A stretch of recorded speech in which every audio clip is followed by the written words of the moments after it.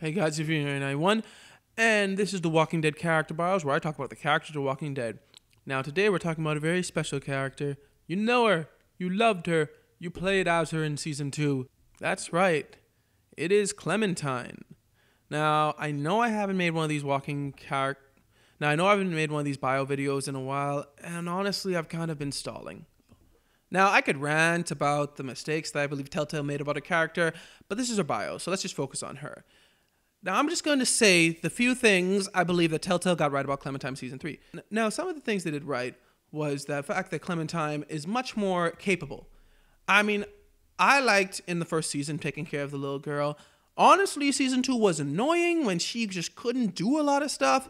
You felt limited because you were playing an 11-year-old girl. And then Season 3 just is like, yes, this is the Clementine we want. The survivor, right? And then you get to her personality. But negative stuff later. Another good thing they did was her relationship with AJ. I loved how she's playing the mother role. I think it's supposed to be similar to how Lee took care of her when she was mostly a helpless little girl, and how now Clementine has to take care of AJ. He's helpless. Also, I love the period part. What is it?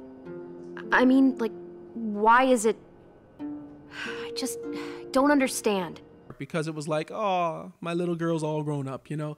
It was one of those moments. Like, yes, she's getting her period. You realize that she's becoming an adult. Oh, it's so cute. But other than that, the best thing I think they did about Clementine was actually Gabe. Gabe and Clementine's relationship, once again, it's the growing up factor. It's like, oh yeah, she's starting to get into boys. Okay, yeah, that's happening. But here's one thing. The one thing that I loved, but also the writers, I'm like, you didn't explain it. How did Clementine get so good at manipulating boys? Actually, I was kind of hoping you'd be willing to watch my back on this one. Don't want to get surprised while I'm out there.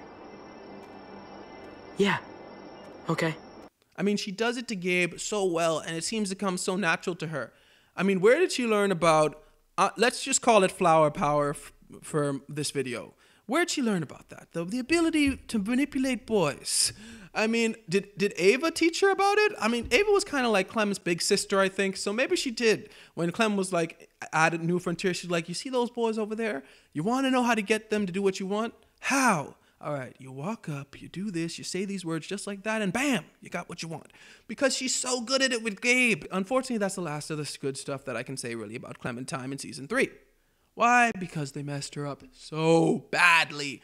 You see, at the beginning, like if you didn't play it on the current system you have and you can't transfer your files over, they ask you these choices that are supposedly going to change Clementine's personality based on the choices you make.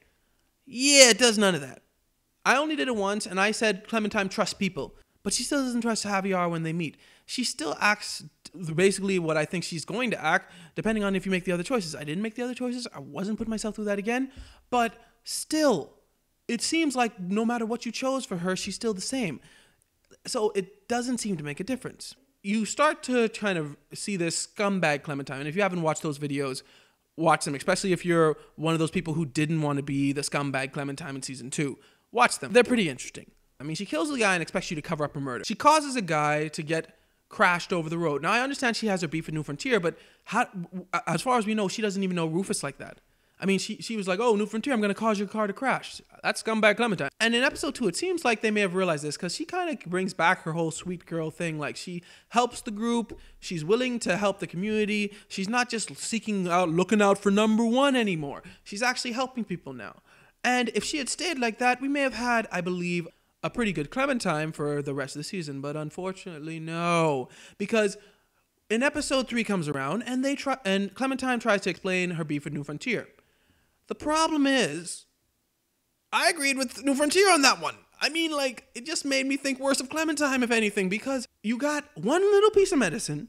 Are you going to use it on a 2-year-old that will probably die because the immune system is not strong yet when you use the medicine on him? Or are you going to save it for when you know where the medicine is actually going to work? It just didn't make sense. You're in a group. In fact, if you look, this is a lot like when Ben stole the medicine from Lily's group. Yes, he was thinking he was doing good. And from his point of view, it could have been like, keeping the bandits off the back. Could have worked. But at the same time, he's still stealing medicine from the group. Medicine that they could use in the future.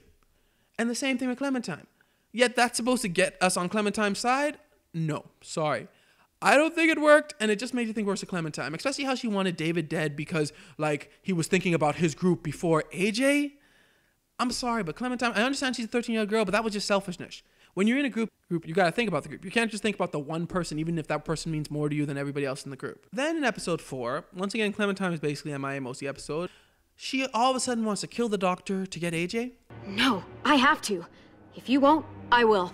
I'm sorry, but once again, it kind of just ignores all the past things that Clementine's been through. She's becoming like where, yes, I'm just willing to do basically anything to get what I want.